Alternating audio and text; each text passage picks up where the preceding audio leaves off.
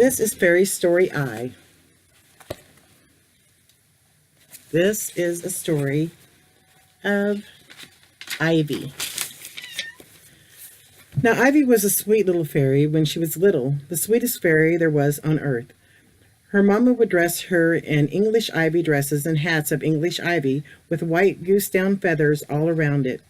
When Ivy was a teen, she changed overnight. She dyed her hair from golden to black and used poison ivy for her dress and mistletoe for her hat.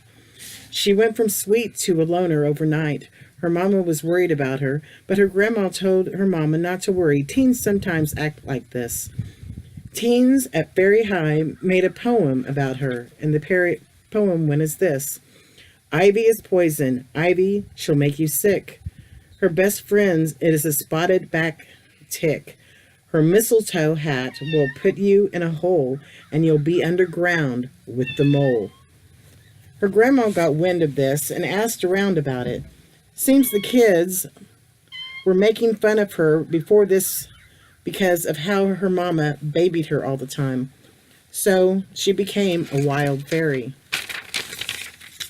partying all the time and hanging out with a poison gang, poison oak, poison sumac, mistletoe, hemlock, nightshade, and poke.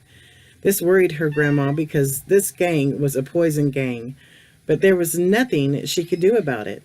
This gang went around making the non-winged ones sick, and some of the non-winged ones passed away due to this gang. When Ivy saw this happen, she got scared. Fairy law said fairies were not to kill the non-winged ones. This law came to pass after the great war between fairies and the gods. Even though now there was only one God, the law was law, and if a fairy was caught breaking this law, God would cut their wings off for life, and fairies can live to be 1,000 years old. One day, God saw Poke killing a non-winged one, so his wings were cut off, and God made Poke the plant so the non-winged ones could eat it. He told them how to cook the poison out. Ivy was in a tree and saw all of this, and from that day on, she wore English ivy and played with the tree spirits.